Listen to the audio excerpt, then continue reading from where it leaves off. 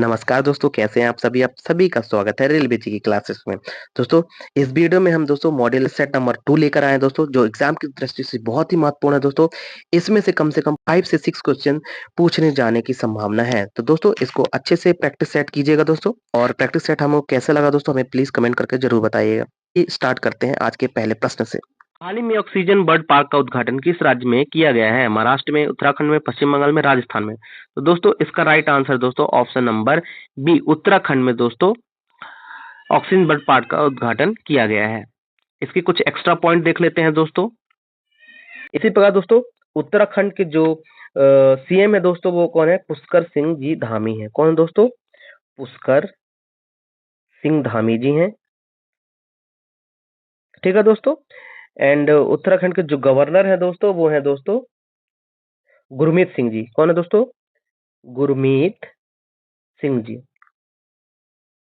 ठीक है दोस्तों। इसी प्रकार दोस्तों, पश्चिम बंगाल, जो दोस्तों पश्चिम बंगाल के जो राजधानी है वो कोलकाता है दोस्तों। यहाँ की जो सीएम है दोस्तों, वो है ममता बनर्जी दोस्तों, ममता बनर्जी। एंड दोस्तों, यहीं के जो गवर्नर है दोस्तों बंगाल के, वो कहे सीवी आनंदा बोस। कौन है दोस्तों? सीवी आनंदा बोस जी हैं। ठीक है दोस्तों। इसी प्रकार दोस्तों, महाराष्ट्र के जो सीएम है वो कौन है दोस्तों? देवेंद्र फडणवीस फडणवीस। और इसी के जो गवर्नर है वो जो राधा कृष्णन है जो। ठीक है दोस्तों, राधा कृष्णन जी है, कृष्णन जी है।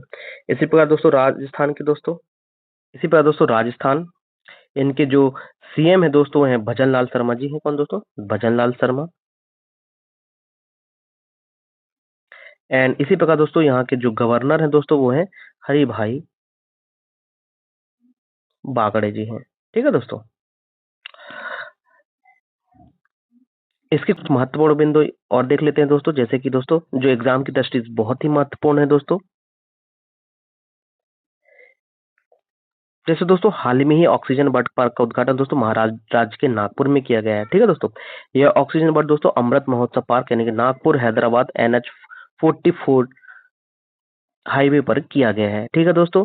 इसी प्रकार दोस्तों, यह इसे भारतीय राष्ट्रीय राजमार्ग प्राधिकरण द्वारा विकसित किया गया है। ठीक है दोस्तों। किसे? ऑक्सीजन बर्ड पार्क को। ठीक है दोस्तों। और किस हाईवे में किया गया दोस्तों? तो ये नागपुर हैदराबाद NH 444 में किया गया है। ठीक है दोस्तों। एंड इसके कुछ एक्स्ट्रा फैक्ट देख लेते हैं दोस्तों। दोस्तों, उत्तराखंड यानी कि दोस्तों यहाँ पर लगभग दोस्तों टोटल नेशनल पार्क की बात करूं तो दोस्तों भारत में ऑल इंडिया में 106 टोटल नेशनल पार्क है दोस्तों। इसी में दोस्तों भारत का पहला नेशनल पार्क था दोस्तों, भारत का फर्स्ट नेशनल पार्क कौन था दोस्तों? वो था दोस्तों कार्बेट नेशनल पार्क। कौन था दोस्तों? कार्बेट नेशनल पार्क था। ठीक है दोस्तों। और जो इसकी स्थापना दोस्तों जो की थी, सर हेली ने की थी, सर हेली ने की थी। ठीक है दोस्तों। इसका प्रमुख उद्देश्य क्या था दोस्तों? इस पार्क का मुख्य उद्देश्य था दोस्तों बंगाल टाइगर की रक्षा करना। किस दोस्तों? बंगाल टाइगर की रक्षा करना है, की रक्षा या संरक्षण करना है, सुरक्षा करना है। ठीक है दोस्तों। दोस्तों 106वां जो यानी कि जो सबसे नवीनतम नेशनल पार्क है दोस्तों, सबसे नवीनतम नेशनल पार्क है दोस्तों, कहाँ पे दोस्तों? वो है असम देहिंग पर, असम देहिंग पटकोई। ये भारत का 106वें नंबर का नेशनल पार्क है। ठीक है दोस्तों, नेशनल पार्क है ये जो सबसे नवीनतम, जो अभी नया बना हुआ है। ठीक है दोस्तों। तो जिम कार्बेट का पूरा नाम क्या है दोस्तों? दोस्तों यहाँ से भी मोस्ट इंपॉर्टेंट क्वेश्चन दोस्तों एग्जाम में पूछा जाता है। यहाँ से क्वेश्चन बनने की जो प्रोबेबिलिटी होती है दोस्तों बहुत ज्यादा होती है। तो दोस्तों जिम कार्बेट का पुराना नाम क्या है दोस्तों? जेम्स एडवर्ड कार्बेट था। ठीक है दोस्तों। इसका पूरा नाम क्या था दोस्तों? जेम्स एडवर्ड कार्बेट था। ठीक है दोस्तों। और दोस्तों इसी प्रकार 1973 में दोस्तों, 1973 में विश्व जंतु कोष यानी यानी कि 1973 में दोस्तों विश्व जंतुकोश द्वारा भारत का पहला बाघ संरक्षण घोषित किया गया था। बाघ संरक्षण घोषित किया गया था। संरक्षण घोषित किया गया था कब दोस्तों? 1973 में। ठीक है दोस्तों। इसी प्रकार दोस्तों उत्तराखंड में और कौन कौन से नेशनल पार्क हैं दोस्तों देख लेते हैं, जैसे कि गोविंद नेशनल पार्क दोस्तों, गोविंद नेशनल पार्क। ठीक है दोस्तों। And Nanda Devi national park, Nanda Devi national park. फूलों की घाटी, फूलों की घाटी नेशनल पार्क। ठीक है दोस्तों। राजा जी नेशनल पार्क, नेशनल पार्क। ठीक है दोस्तों। और Gangotri national park, Gangotri national park. ये कहाँ दोस्तों? ये सभी उत्तराखंड में स्थित नेशनल पार्क हैं। ठीक है दोस्तों। एंड इसी प्रकार दोस्तों महाराष्ट्र में स्थित नेशनल पार्क दोस्तों, महाराष्ट्र में स्थित नेशनल पार्क कौन कौन से हैं देखते हैं। पहला तड़ोवा नेशनल पार्क। ठीक है दोस्तों। इसी प्रकार पेंच नेशनल पार्क। ठीक है दोस्तों। इसी प्रकार दोस्तों गुगायल, गुगा, इसी प्रकार दोस्तों गुगामल नेशनल पार्क दोस्तों, मेलघाट नेशनल पार्क दोस्तों, नेशनल पार्क दोस्तों। दोस्तों मेलघाट वन्य जीव नेशनल वन्य जीव अभ्यारण्य है दोस्तों। कौन सा? तो मेलघाट वन्य जीव अभ्यारण्य है, अभ्यारण्य। कहाँ दोस्तों? ये भी महाराष्ट्र में है। Amba Barwa national park, Amba Barwa national park. ठीक है दोस्तों। ये कहाँ है दोस्तों? ये सब महाराष्ट्र में स्थित नेशनल पार्क है। इसी प्रकार दोस्तों पश्चिम बंगाल में स्थित नेशनल पार्क। इसी प्रकार दोस्तों वेस्ट बंगाल, वेस्ट बंगाल में, वेस्ट बंगाल में नेशनल पार्क कौन कौन से देख लेते हैं दोस्तों। पहला है Gorumara, Gorumara national park. Sundarban national park, Sundarban national park. ठीक है दोस्तों। और इसमें वन्य जीव अभ्यारण्य कौन कौन से दोस्तों? वो है चिंतामढ़ी पक्षी अभ्यारण्य, पाखी, पाखी बीबटन पक्षी अभ्यारण्य एंड रामगंज पक्षी अभ्यारण्य, रामगंज पक्षी अभ्यारण्य। ये दोस्तों वेस्ट बंगाल में स्थित नेशनल पार्क और पक्षी अभ्यारण्य स्थित अभ्यारण्य पार्क है। ठीक है दोस्तों। एंड इसी प्रकार दोस्तों राजस्थान, इसी प्रकार दोस्तों राजस्थान में स्थित नेशनल पार्क और जीव अभ्यारण्य। तो पहला दोस्तों मुकुंदरा, मुकुंदरा नेशनल पार्क दोस्तों। इसी प्रकार दोस्तों Marusthal national park, Marusthal national park. Keoladeo, Keoladeo Ghana national park. Ranthambore national park, Sariska national park, Sariska national park. ठीक है दोस्तों। आइए बढ़ते हैं अगले प्रश्न की ओर साथियों। हाल ही में पंजाब के मुख्यमंत्री भगवत मान को लेप्टोस्पायरोसिस से पीड़ित है। ये बीमारी का वाहक क्या है? जानवर है, मच्छर है, पक्षी या एक विशेष प्रकार का कीट है? तो दोस्तों इसका राइट आंसर दोस्तों ऑप्शन नंबर ए जानवर। ठीक है दोस्तों। यानी कि जो पंजाब के मुख्यमंत्री भगवत मान जो है लेप्टोस्पायरोसिस से पीड़ित है दोस्तों, वो इस बीमारी का वाहक कौन है दोस्तों? वो है जानवर। ठीक है दोस्तों। इसके कुछ एक्स्ट्रा पॉइंट देख लेते हैं दोस्तों। लेप्टोस्पायरोसिस जानवरों से फैलने वाला एक संक्रमण रोग है। क्या दोस्तों? एक संक्रमण रोग है। ठीक है। यानी कि संक्रामक रोग है दोस्तों, जो जानवरों से फैलता है। तो इसी प्रकार दोस्तों पंजाब के सीएम दोस्तों भगवत सिंह मान जी हैं। एंड दोस्तों यहाँ के जो गवर्नर है दोस्तों वो कौन है दोस्तों? गुलाब चंद कटारिया है। कौन है दोस्तों? गुलाब चंद कटारिया। ठीक है दोस्तों। आइए बढ़ते हैं अगले प्रश्न की ओर साथियों। सुनीता विलियम्स और बुच विलमोर को किस स्पेसक्राफ्ट से इंटरनेशनल स्पेस स्टेशन से धरती पर वापस लाया जाएगा?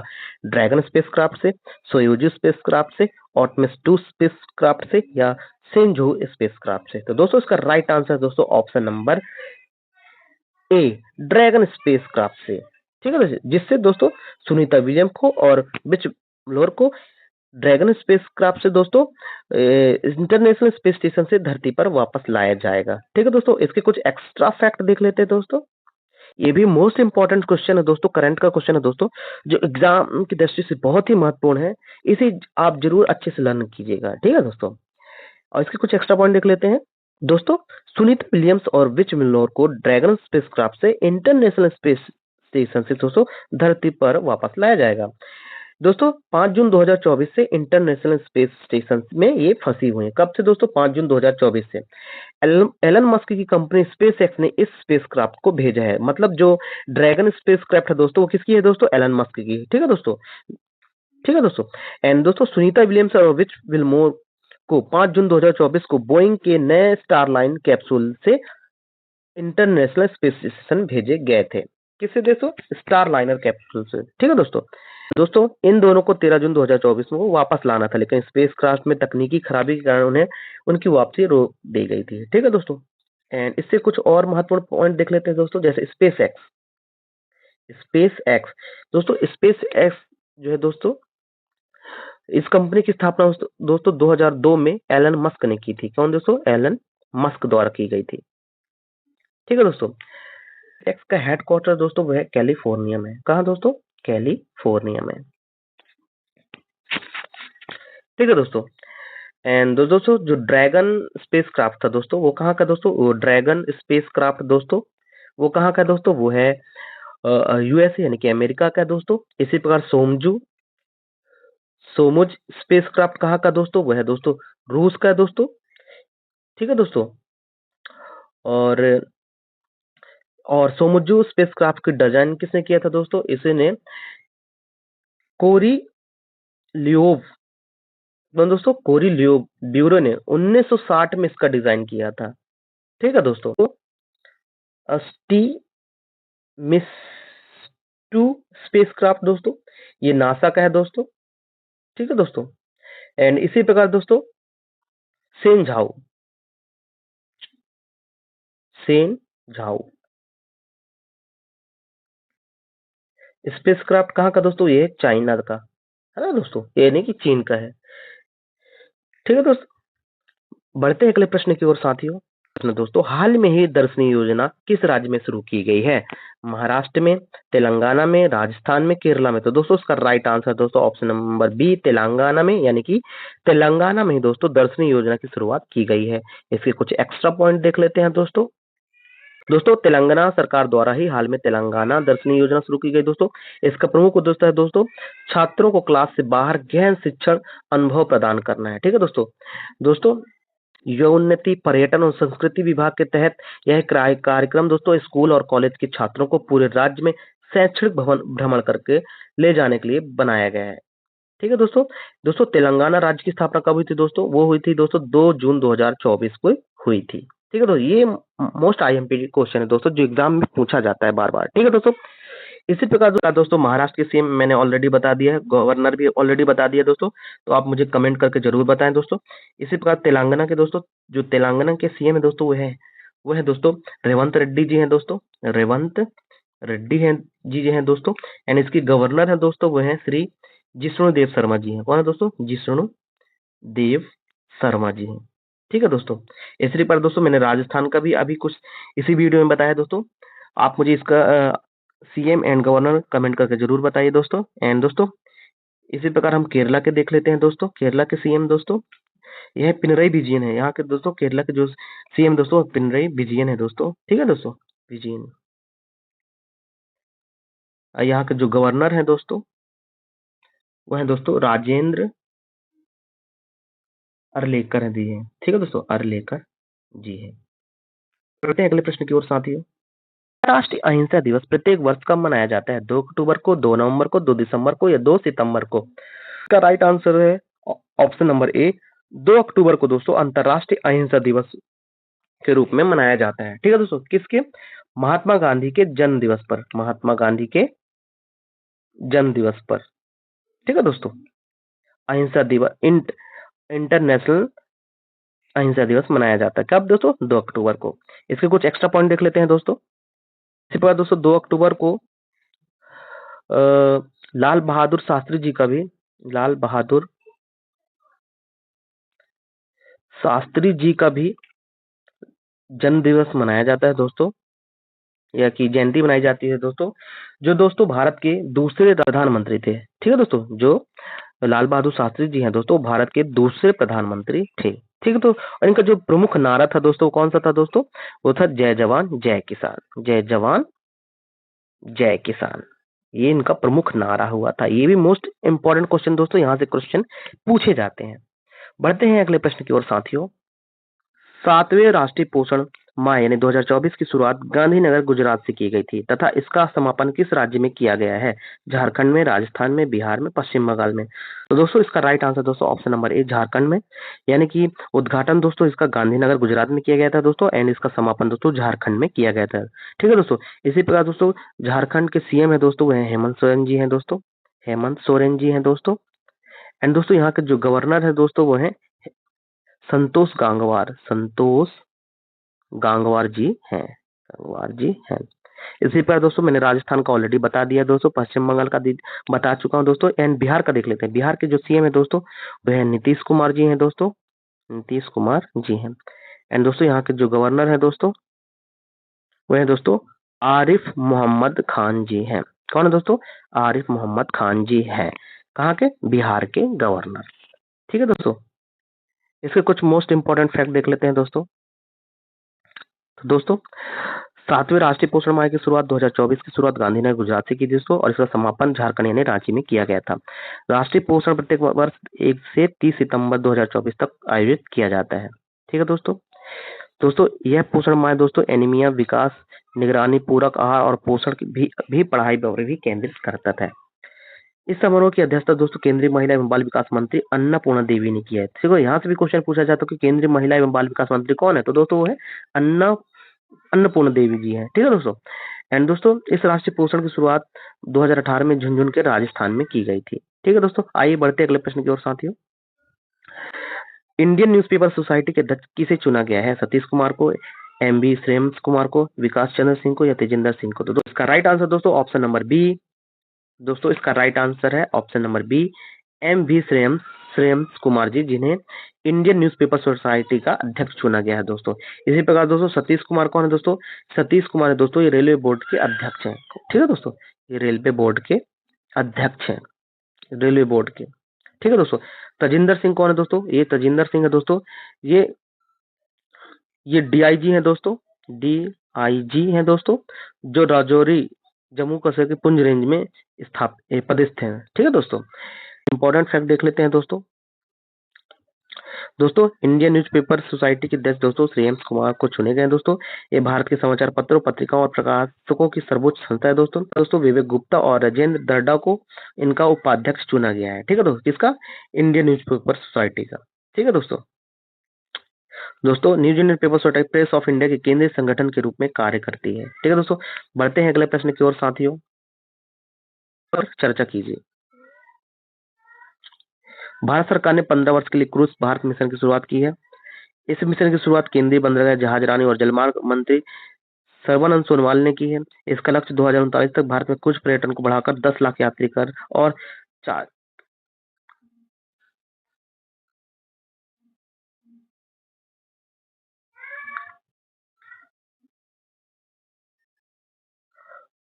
और इसका लक्ष्य दोस्तों 2039 तक भारत में क्रूज पर्यटन को बढ़ाकर 10 लाख यात्री करना और 4 लाख नौकरियां सृजित करना है। ठीक है दोस्तों, यानी कि सृजन करना है। तो इसमें से दोस्तों इनमें से सही उत्तर कौन सा है? केवल 1 और 2 है, केवल 2 है, केवल 1 और 3 है, या उपरोक्त सभी, उपरोक्त डी है?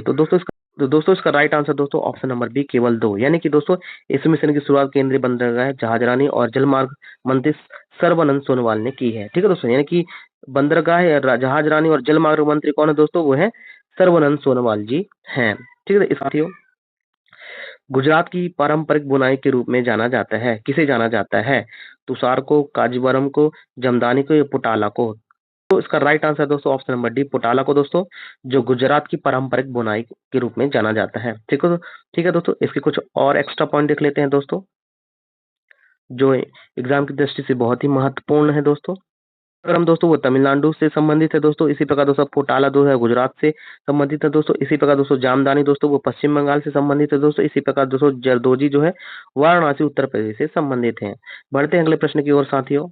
विकास की सीमा का अवधारणा किसके द्वारा प्रतिपादित की गई है? क्लब ऑफ रोम द्वारा, यूनेस्को द्वारा, बर्लिन आयोग द्वारा या एजेंडा 21 के द्वारा? दोस्तों इसका राइट आंसर दोस्तों ऑप्शन नंबर ए है, क्लब ऑफ रोम के द्वारा विकास की सीमा की अवधारणा प्रस्तुत की गई है। इसके कुछ एक्स्ट्रा पॉइंट देख लेते हैं दोस्तों। दोस्तों अप्रैल 1968 में 10 देशों के 30 लोगों को एक समूह है दोस्तों, जिसमें वैज्ञानिक, शिक्षक, अर्थशास्त्री, मानवतावादी और प्रशासक शामिल है दोस्तों, जिन्होंने रोम ऑफ एकेडमिया डेई लिंसा में एक बैठक की है। ठीक है दोस्तों, की है। इस बैठक में क्लब ऑफ रोम का विकास हुआ दोस्तों। यह रोम क्लब था दोस्तों, जिसे विकास की सीमाओं को प्रस्ताव रखा था। ठीक है दोस्तों, बढ़ते अगले प्रश्न की ओर साथियों। पर्यावरण संरक्षण अधिनियम 1986 के तहत इनमें से कौन सा गठित किया गया है? केंद्रीय जल आयोग, केंद्रीय भूजल बोर्ड आयोग, केंद्रीय भूजल प्राधिकरण आयोग या राष्ट्रीय जल विकास एजेंसी? तो दोस्तों आंसर है दोस्तों ऑप्शन नंबर सी, केंद्रीय भूजल प्राधिकरण दोस्तों, यानी कि पर्यावरण संरक्षण अधिनियम 1986 के तहत दोस्तों केंद्रीय भूजल प्राधिकरण की संस्था गठित की गई है। ठीक है दोस्तों, एक्स्ट्रा पॉइंट देख लेते हैं दोस्तों, जैसे कि केंद्रीय जल आयोग की स्थापना कब हुई थी दोस्तों? ये थी दोस्तों 1974 से 1975 के बीच हुई थी। ठीक है दोस्तों, इनके जो अध्यक्ष थे दोस्तों कौन थे दोस्तों? वह दोस्तों सविंदर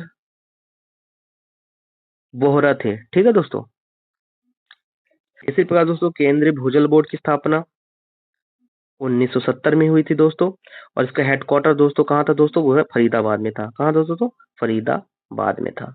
इसी प्रकार दोस्तों केंद्रीय भूजल प्राधिकरण की स्थापना 1997 में की थी दोस्तों, पर्यावरण संरक्षण अधिनियम 1986 के तहत दोस्तों, जो ठीक है दोस्तों। एंड इसी प्रकार दोस्तों राष्ट्रीय जल विकास एजेंसी की स्थापना दोस्तों 1982 में की गई थी। ठीक है दोस्तों, एंड इसी प्रकार दोस्तों केंद्रीय जल शक्ति मंत्री कौन है दोस्तों? वह है दोस्तों श्री सी आर पाटिल जी हैं। सी.आर. पाटिल जी हैं, जो कौन है दोस्तों? वो है केंद्रीय जल शक्ति मंत्री हैं। ठीक है दोस्तों, साथियों सियाचिन ग्लेशियर कहाँ स्थित है?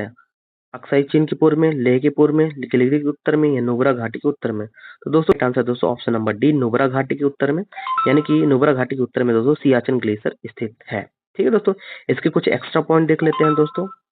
सियाचिन ग्लेशियर अक्साई चीन के पश्चिम में, गिलगित के पूर्व में, लेह के उत्तर में, नुब्रा घाटी के उत्तर में स्थित है। ठीक है दोस्तों, और जो दोस्तों ये भारत के केंद्र प्रशासित प्रदेश लद्दाख में स्थित है। बढ़ते अगले प्रश्न की ओर साथियों। में से इन युग्मों पर विचार कीजिए। ऐतिहासिक स्थल है और प्रसिद्धि का कारण है दोस्तों। बुरहोम जो है दोस्तों चट्टान पर बना देव मंदिर है दोस्तों।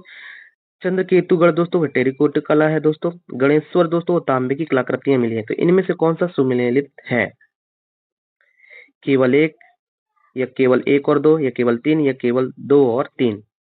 इसका राइट आंसर दोस्तों ऑप्शन नंबर डी, दो और तीन, यानी कि चंद्रकेतुगढ़ दोस्तों टेरिकोट कला एंड गणेश्वर तांबे की कलाकृति ये सभी सुमेलित हैं। इसके कुछ एक्स्ट्रा फैक्ट देख लेते हैं दोस्तों। बुर्जहुम नामक नवपाषाण कालीन पुरातात्विक स्थल है दोस्तों। यह केंद्र शासित प्रदेश जम्मू और कश्मीर में स्थित है। इस पुरातात्विक स्थल की खोज दोस्तों 1935 में डी टेरा और पीटरसन ने की थी दोस्तों। इस पुरातात्विक स्थल में गर्तावास के साक्ष्य मिले हैं। इसी प्रकार दोस्तों चंद्रकेतुगढ़ दोस्तों ये पश्चिम बंगाल राज्य में स्थित है दोस्तों, जो एक प्रमुख ऐतिहासिक पुरातात्विक स्थल है दोस्तों, जो व्याधरी नदी के तट पर स्थित है। इसी प्रकार दोस्तों गणेश्वर दोस्तों ये राजस्थान राज्य में स्थित है दोस्तों, एक ताम्र पाषाणकालीन पुरातात्विक स्थल है। बढ़ते अगले प्रश्न की ओर साथियों। प्रश्न दोस्तों बाबर के साम्राज्य में शामिल थे काबुल का क्षेत्र, पंजाब का क्षेत्र, आधुनिक उत्तर प्रदेश का क्षेत्र या आधुनिक राजस्थान का क्षेत्र? ठीक है दोस्तों, इनमें से कौन सा उत्तर सही है? एक और दो, दो और तीन, एक, दो और तीन, या दो, तीन और चार? तो इसका राइट आंसर है दोस्तों ऑप्शन नंबर सी, एक, दो और तीन, यानी कि दोस्तों काबुल का क्षेत्र, काबुल का क्षेत्र, पंजाब का क्षेत्र और आधुनिक उत्तर प्रदेश का क्षेत्र बाबर के साम्राज्य में शामिल हैं। ठीक है दोस्तों, इसके कुछ एक्स्ट्रा पॉइंट देख लेते हैं दोस्तों। दोस्तों, बाबर के साम्राज्य में काबुल, पंजाब, आधुनिक उत्तर प्रदेश का क्षेत्र शामिल था, लेकिन आधुनिक राजस्थान का क्षेत्र इसके साम्राज्य में शामिल नहीं था। यह क्षेत्र समय विभिन्न राजपूत शासकों के शासन के अधीन था। आइए बढ़ते अगले प्रश्न की ओर साथियों। भारतीय स्वतंत्रता संग्राम के संदर्भ में इनमें से कौन सा कथन सही नहीं है? हकीम अजमल खान उन नेताओं में से थे जिन्होंने राष्ट्रवादी और उग्रवादी राहर आंदोलन शुरू किया गया था। दूसरा, भारतीय राष्ट्रीय कांग्रेस के गठन के समय सर सैयद अहमद खान ने इसका विरोध किया था। या 1906 में गठित अखिल भारतीय मुस्लिम लीग ने बंगाल विभाजन और पृथक निर्वाचन क्षेत्र के निर्माण में कड़ा विरोध किया था। या डी दोस्तों, मौलाना बरकतुल्लाह और मौलाना अब्दुल्ला सिंधी उन लोगों में से थे जिन्होंने काबुल में भारत की अंतिम सरकार बनाई है। तो दोस्तों, इसका राइट आंसर दोस्तों ऑप्शन नंबर सी, 1906 में गठित अखिल भारतीय मुस्लिम लीग में बंगाल के विभाजन और पृथक निर्वाचन क्षेत्रों के निर्माण में कड़ा विरोध किया गया था। ठीक है दोस्तों, इसके कुछ एक्स्ट्रा पॉइंट देख लेते हैं दोस्तों। जैसे कि दोस्तों, लॉर्ड कर्जन के कहने पर दोस्तों ढाका के नवाब सलीमुल्लाह ने बंगाल विभाजन के समर्थन में आंदोलन का नेतृत्व किया था। ठीक है दोस्तों, इन गतिविधियों की पृष्ठभूमि में दोस्तों 30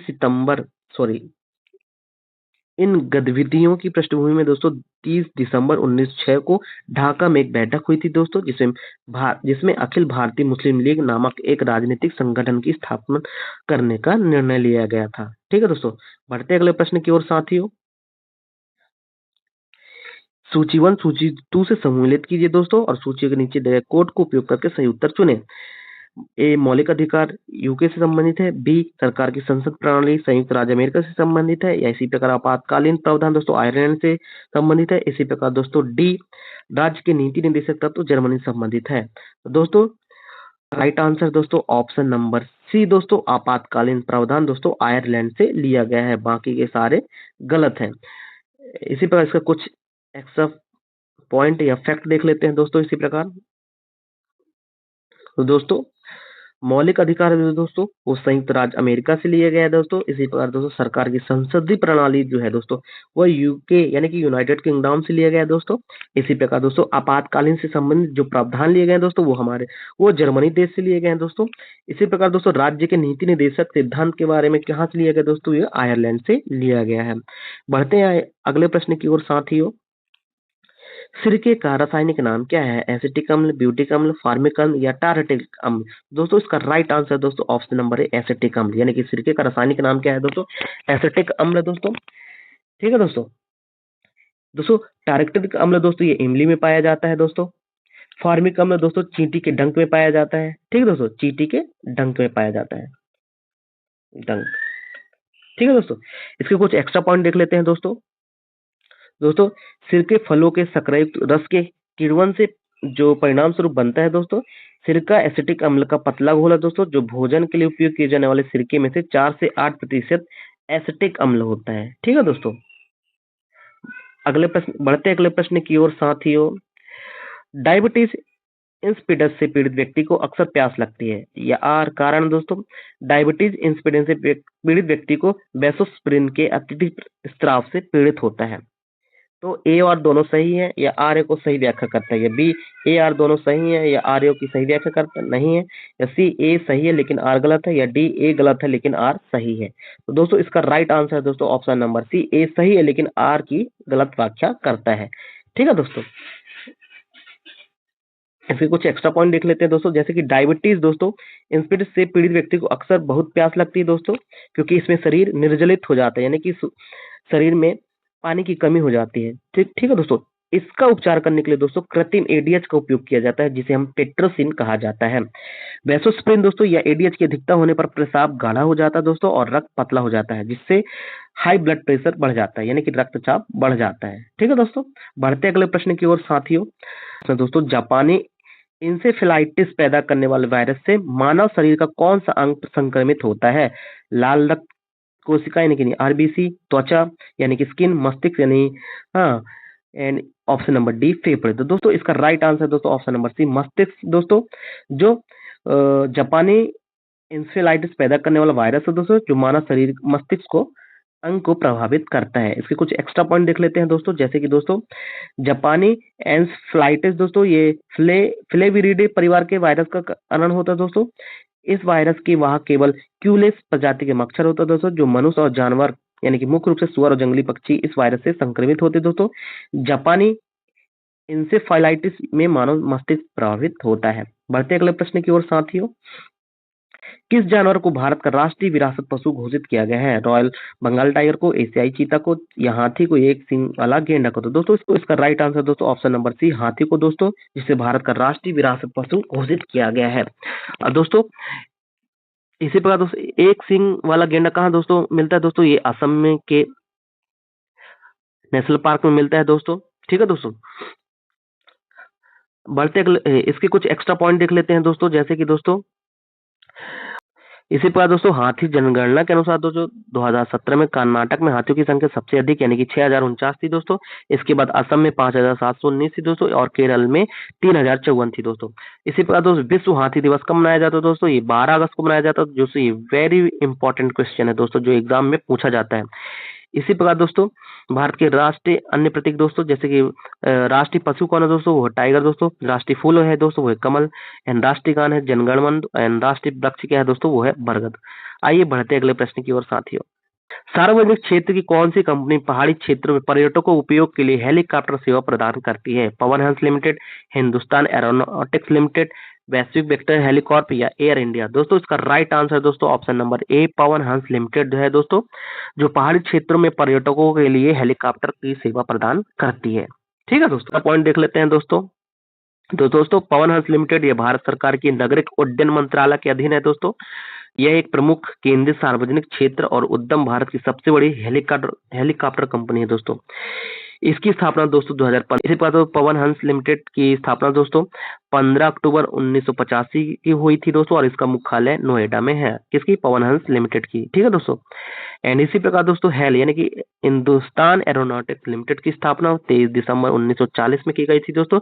इसका जो हेडक्वार्टर यानी मुख्यालय है दोस्तों बेंगलुरु में है। ठीक है दोस्तों, इसी प्रकार दोस्तों एयर इंडिया की स्थापना 15 अक्टूबर 1932 में की गई थी, जिसका मुख्यालय नई दिल्ली में है। बढ़ते अगले प्रश्न की ओर साथियों। फारसी विद्वान अल बरूनी किस आक्रमणकारी के साथ अफगानिस्तान और भारत आया था? सिकंदर के, अलाउद्दीन खिलजी के, मोहम्मद गौरी के, या महमूद गजनबी के? तो दोस्तों इसका राइट आंसर दोस्तों option number D, Mahmud Ghaznavi के समय फारसी विद्वान अल बरूनी अफगानिस्तान और भारत आया था, महमूद गजनी के समय। ठीक है दोस्तों, इसके कुछ एक्स्ट्रा पॉइंट देख लेते हैं दोस्तों। तो महमूद गजनवी एक प्रथम तुर्की शासक था जिसने भारत पर आक्रमण किया था दोस्तों। उसने 1000 से लेकर 1027 ईसा के बीच दोस्तों भारत पर 17 बार आक्रमण किया, और दोस्तों भारत पर इसका प्रथम आक्रमण 1001 पे किया गया था दोस्तों। महमूद का सबसे बड़ा अभियान था दोस्तों वो 2025 में गुजरात के सोमनाथ मंदिर को लूटना था दोस्तों। दोस्तों इसी प्रकार दोस्तों अलबरूनी की जो रचनाएं दोस्तों किताब उल हिंद है दोस्तों, एंड तहकीकात इन, ये 2 रचनाएं हैं। ठीक है दोस्तों अलबरूनी की, यहाँ से भी क्वेश्चन पूछा जाता है। इसी प्रकार दोस्तों महमूद गजनवी के दरबार में एक अन्य प्रसिद्ध विद्वान फिरदौसी थे जिन्होंने शाहनामा बुक लिखी है। यहाँ से भी ये भी आईएमपी क्वेश्चन दोस्तों जो एग्जाम में पूछा जाता है।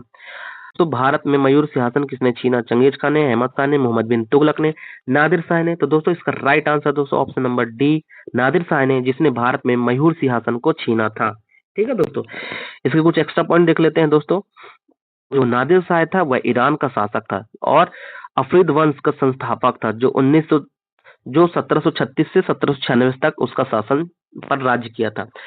इसी पर दोस्तों 1739 में उसने शाहजहां 1628-1658 तक निर्मित प्रसिद्ध मयूर सिंहासन और कोहिनूर हीरा छीन लिया था। किसने दोस्तों? नादिर शाह ने। ठीक है दोस्तों, नादिर शाह ने भारत पर 1739 में आक्रमण किया और दिल्ली को लूट लिया। चंगेज खान कौन था दोस्तों? चंगेज खान, इसको चिंगिस खान के नाम से भी जाना जाता दोस्तों। यह मंगोल साम्राज्य का संस्थापक था और प्रथम खगन था। इसी प्रकार दोस्तों मोहम्मद बिन तुगलक था दोस्तों, वो खान जूना खान युवराज के रूप में जाना जाता था दोस्तों। यह दिल्ली के 18वें सुल्तान के रूप में गद्दी पर बैठा। ये तुगलक वंश का संस्थापक था। ठीक है दोस्तों, बढ़ते अगले प्रश्न की ओर साथियों। अब्दावली किस एशियाई देश से भारत आया था? मंगोलिया से, फारस से, अफगानिस्तान से, तुर्की से? राइट आंसर दोस्तों ऑप्शन नंबर सी अफगानिस्तान से, यानी कि जो अहमद शाह अब्दावली था दोस्तों वो अफगानिस्तान से भारत आया था। इसे कुछ एक्स्ट्रा पॉइंट देख लेते हैं दोस्तों।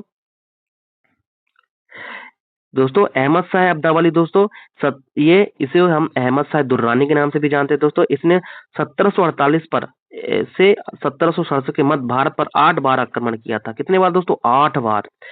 1761 मराठों के खिलाफ पानीपत का तीसरा युद्ध भी जीत लिया था। ठीक है दोस्तों, वह दुर्रानी साम्राज्य का संस्थापक था दोस्तों, जिसने आधुनिक अफगानिस्तान का भी संस्थापक का नाम से भी जाना जाता है। ठीक है दोस्तों। दोस्तों इसी प्रकार दोस्तों भारत पर पहला मुस्लिम आक्रमण दोस्तों मोहम्मद बिन कासिम ने 1711 ईस्वी के नेतृत्व में अरबों द्वारा किया गया था। ठीक है दोस्तों। इसी प्रकार मोहम्मद गजनी द्वारा 1001 ईस्वी में भारत पर पहला तुर्की आक्रमण किया गया था। बढ़ते अगले प्रश्न की ओर साथियों। बरगद के पेड़ का वास्तविक नाम क्या है? फिकस मुगोलिलिसिस, ऑसिमम टेनुफ्लाइफ्लोम, फाइकस रिलिजियम या अजाइटिडक्टा इंडिका। तो दोस्तों इसका राइट आंसर दोस्तों ऑप्शन नंबर ए फिकस बांग्लालोसिस, जो बरगद के पेड़ का रासायनिक नाम है, यानी कि वनस्पतिक नाम है। बढ़ते हैं, इसके कुछ एक्स्ट्रा पॉइंट देख लेते हैं दोस्तों। जो दोस्तों फिकस बेंगालेसिस दोस्तों भारतीय बरगद का वनस्पतिक नाम है दोस्तों। यह मोरिसिस परिवार और दजिल्स गण के अंतर्गत आता है दोस्तों। फाइकस रिलिजियोस ये पीपल का पेड़ का वनस्पतिक नाम है दोस्तों, जो मोरिसी परिवार से संबंधित दोस्तों। इसी प्रकार दोस्तों ओसिमम टेनुइफ्लोम ये जो तुलसी का पौधा है, जो इसका वास्तविक नाम जो है दोस्तों। एंड इसी प्रकार दोस्तों ओसिमम टेनफ्लाइफ्लोम जो तुलसी का वनस्पतिक पौधे का नाम है दोस्तों। इसका उपयोग दोस्तों ब्रांकाइटिस के इलाज के लिए किया जाता है दोस्तों। पत्ती और बीजों का उपयोग मलेरिया के इलाज में के लिए किया जाता है, और अर्क का उपयोग दोस्तों पेट के अल्सर और आंख की बीमारियों के लिए किया जाता है। इसी प्रकार दोस्तों अजाडिरक्टा इंडिका दोस्तों ये नीम का वनस्पतिक नाम है दोस्तों, जो मिलियासी परिवार से संबंधित है दोस्तों। इसका उपयोग प्राकृतिक औषधि, कीटनाशक और उर्वरक के रूप में इसका उपयोग किया जाता है। बढ़ते अगले प्रश्न की ओर साथियों। सामान्य गेहूं का वनस्पतिक नाम क्या है? ब्रासिका कैंस्प्रेटिस, हिबिस्कस रोजा साइनेंसिस या ट्रिटिकम एक्टिवम या जियामीज। तो दोस्तों इसका राइट आंसर दोस्तों ऑप्शन नंबर सी ट्रिटिकम एजिटिवम। ठीक है दोस्तों, जो गेहूं का वनस्पतिक नाम है। इसके कुछ एक्स्ट्रा पॉइंट देख लेते हैं दोस्तों। इसी प्रकार दोस्तों ब्रासिका कैम्पेस्टिस है दोस्तों, वो फील्ड सरसों का नाम है दोस्तों। हिबिस्कस रोजेसिंसेस ये जो चाइना रोज का नाम है दोस्तों। जियामेज है दोस्तों, वो मक्का का नाम है दोस्तों। इसी प्रकार कुछ अन्य वनस्पति के नाम देख लेते हैं दोस्तों। करकुमा लोंगा जो हल्दी का वनस्पति का नाम है। सोलेनमन ट्यूबरसोमसम ये आलू का नाम है दोस्तों। मैंगीफेरा इंडिका दोस्तों आम का नाम है। सिट्रस लेमन जो था नींबू का वनस्पति का नाम है। गॉसिपियम दोस्तों हर्बिसियम जो कपास का नाम है। मूसा पैराडाइसिया का जो है केला का नाम है दोस्तों। मलुस डोमेस्टिका यानी सेब का। एंड पाइसम सेटिवन जो हरी मटर का वनस्पति का नाम है दोस्तों। ये बहुत इंपॉर्टेंट क्वेश्चन दोस्तों, यहाँ से जरूर क्वेश्चन पूछे जाते हैं। ठीक है दोस्तों। इसी प्रकार दोस्तों साइजियम एरोमेटिकम जो लौंग का वनस्पति का नाम है दोस्तों। एलियम सेटिवम लहसुन का वनस्पति का नाम है दोस्तों। जिंजीबर ऑफिसिनेल ये जो अदरक का नाम है दोस्तों। पुनिका ग्रेनेटम जो अनार का नाम है दोस्तों। फिलेंथस एलेम्बिका ये दोस्तों आंवला का वनस्पति का नाम है। बढ़ते अगले प्रश्न की ओर साथियों। होमो सेपियंस शब्द किसने दिया था? कार्ल लिनियस ने, मिलर ने, डार्विन ने या जे मेंडल ने। दोस्तों इसका राइट आंसर दोस्तों option number A Karl Linnaeus, जो होमो सेपियंस का शब्द दिया था। इसके कुछ एक्स्ट्रा पॉइंट देख लेते हैं दोस्तों।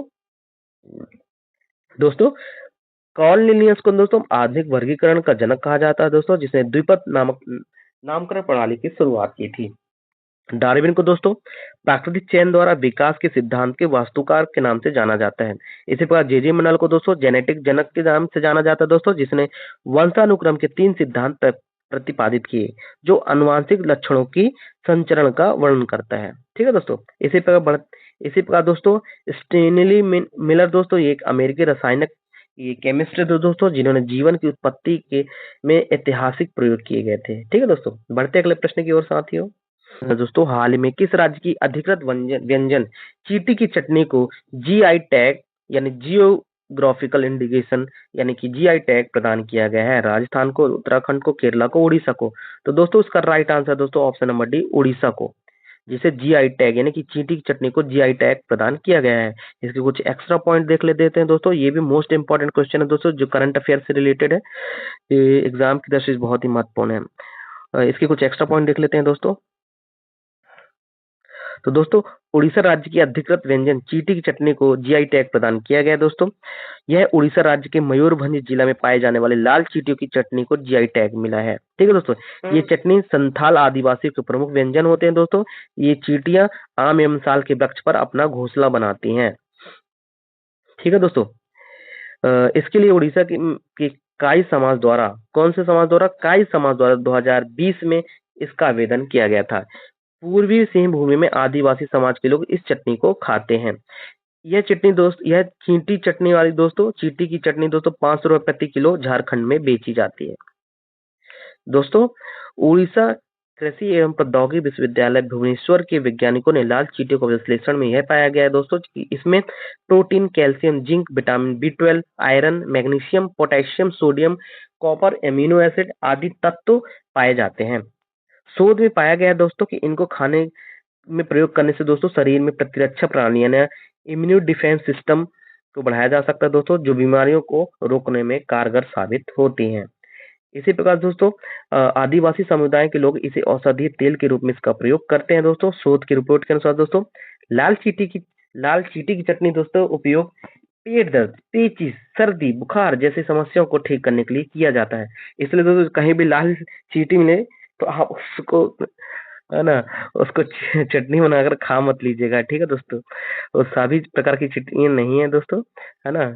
दोस्तों ये दोस्तों, ये जो लाल चींटी की चटनी खाने से दोस्तों ये भूख बढ़ाने के लिए उपयोग में लाई जाती है, यानी कि जिसको भूख नहीं लगती दोस्तों, ये चींटी वाली चटनी खा सकता है। ठीक है दोस्तों, बढ़ते हैं अगले प्रश्न की ओर साथियों।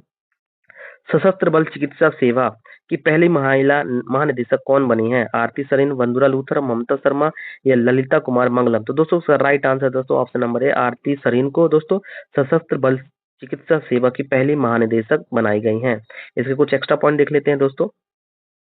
दोस्तों ये सशस्त्र बल चिकित्सा सेवा की पहले महानिदेशक एडमिरल आरती सरीन बनी है। ठीक है दोस्तों, इन्होंने सशस्त्र बल चिकित्सा महाविद्यालय में पुणे से निदेशक और कमांडेंट में भी रह चुके हैं दोस्तों। एडमिरल आरती सरीन AFMC की एलुमनी है। वर्ष दोस्तों उन्होंने 1985 में सशस्त्र बल चिकित्सा सेवा में शामिल हुई थी दोस्तों। इन्होंने पिट्सबर्ग विश्वविद्यालय में गामा नाइफ सर्जरी का प्रशिक्षण भी यानी कि ट्रेनिंग भी लिया है। किसमें दोस्तों? नाइफ सर्जरी में। ठीक है, गामा नाइफ सर्जरी में। बढ़ते अगले प्रश्न की ओर साथियों। सितंबर 2024 में जीएसटी के कलेक्शन बढ़कर कितने लाख करोड़ रुपए के स्तर तक पहुंच गया है? 1.99 पे, 1.83 पर, 1.73 पर, 1.63 पे। तो दोस्तों इसका राइट आंसर दोस्तों ऑप्शन नंबर सी। तो दोस्तों इसका राइट आंसर दोस्तों ऑप्शन नंबर सी 1.7.3 करोड़। इसका राइट आंसर दोस्तों ऑप्शन नंबर सी 1.73 करोड़ रुपए, यानी कि जीएसटी कलेक्शन बढ़कर कितना हो गया दोस्तों? 1.73 करोड़ दोस्तों। इसी प्रकार दोस्तों जीएसटी की कब लागू किया गया दोस्तों? ये 1 जुलाई 2017 को। ये वीडियो आपको कैसे लगी दोस्तों? वीडियो का पसंद आई तो प्लीज चैनल को लाइक करें, शेयर करें, सब्सक्राइब करें और बेल आइकन को जरूर दबाएं, जिससे आपको लेटेस्ट